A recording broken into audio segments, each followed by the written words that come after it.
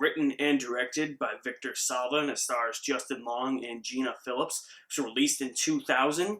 And Justin Long and Gina Phillips play two siblings who are on spring break. They're making their way through rural Florida back to their college, and when they are almost run off the road by a truck. Sometime later, they pass an abandoned church and they see that same truck, and they see the driver of the truck disposing of dead bodies down a pipe.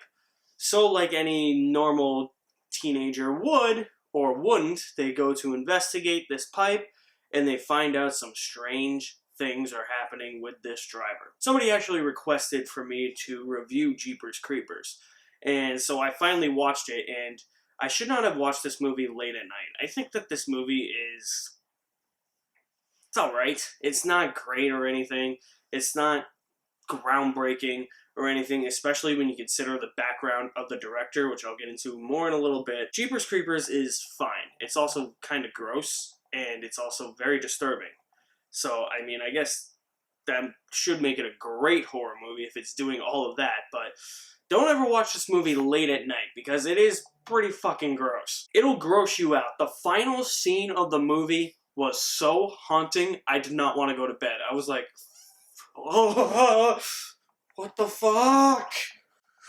Oh, man. Seriously, turned on all the lights in my apartment and was like, nope, staying awake. First half hour to 40 minutes of the movie is actually really, really good. It's this intense cat and mouse game between these two kids and this truck driver who's running them off the road.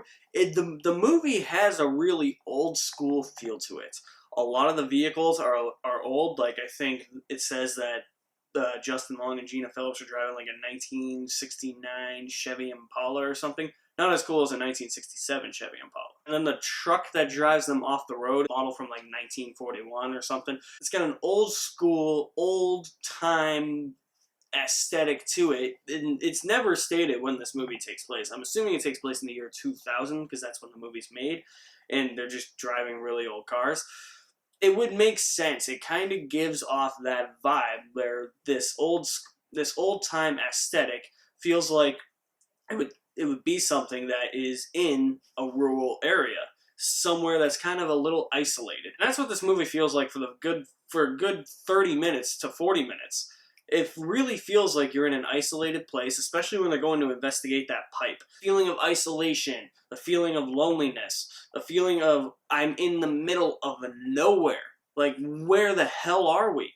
The movie captures that very well within the first 30 to 40 minutes. And I thought, when I was watching this movie, I was like, this might actually be a really good horror movie. Like, this is underrated. Like, so far, this is very underrated. I've heard mixed things about this, but this is very underrated so far.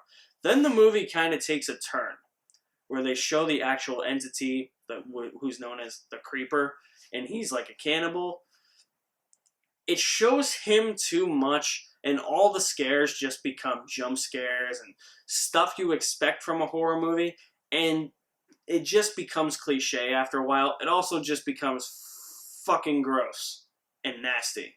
Seriously, it's disturbing. I guess it does its part there, but when it becomes cliche, it's just like, oh man, you had such a strong start, and then you had to go in that route, because they begin to show the Creeper a little bit too much. I think it was just slightly that much where they showed it a little too much. And when they showed it too much, I was like, man, I don't want to see it. Because the first time we actually see him, he's the driver of the truck that runs them off the road. They're driving by the abandoned church, and there's just a sweeping shot of that abandoned church, and you see the driver of the truck from a distance throwing that body down a pipe, and in the distance, he's watching them as they pass by. It's something like that. Like in The Conjuring, my cousin Pat and I reviewed The Conjuring. In The Conjuring, they never linger on the actual ghosts or entities for so long. They briefly show them.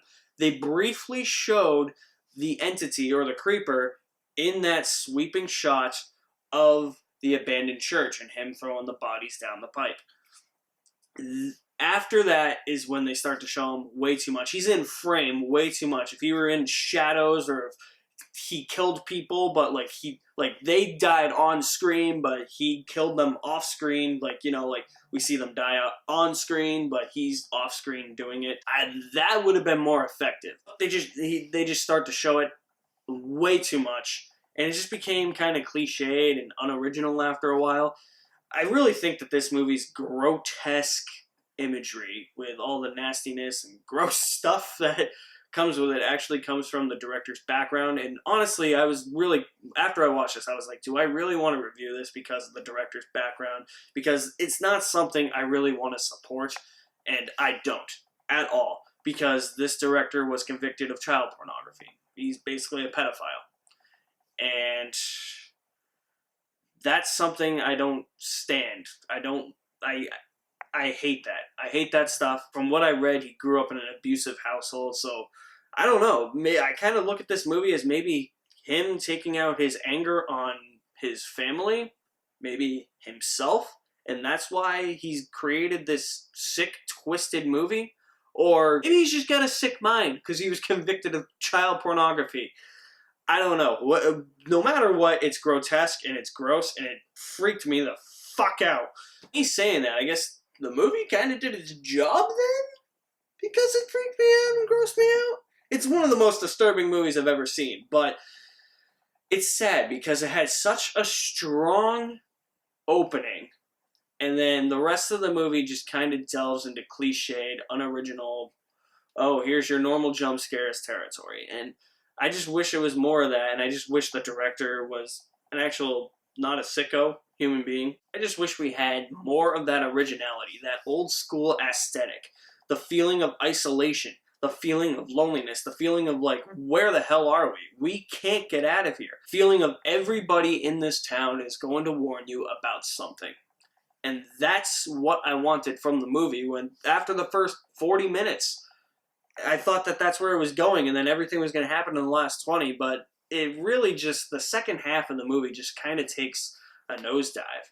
It doesn't take a full-on nosedive where the movie just crashes and burns, but it's nowhere near as good as that intensity in the first half hour of the movie, with this cat and mouse game of them trying to investigate this pipe, and maybe that this creeper creature is going to come and get them. There's also a couple intense moments where the character Gina Phillips is actually tasked to look out to see if the creeper is coming back with the truck, because they investigate the church when he's not around. So she's there, and then you just see in the distance a car coming towards the camera, and you're just like, oh shit, he's coming back. Oh shit, get the hell out, get the hell out of there.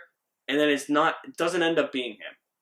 It ends up being another passing car. That's an old car. It's not that. It was smart things like that that made this movie work in the first 40 minutes. 30 to 40 minutes. And after that, it just nosedived into cliche horror territory and became kind of grotesque. I'm going to give Jeepers Creepers a C. Guys, thank you for sticking around for this Halloween Spooktacular. You guys are the best. Check out more reviews coming soon. You guys are the best. Thank you for watching. My name is Alex Madden. I'll see you at the movies somewhere. Definitely comment down below as to what you thought of Jeepers Creepers, and stick around for my Halloween Spooktacular. Thank you guys. Have a good one.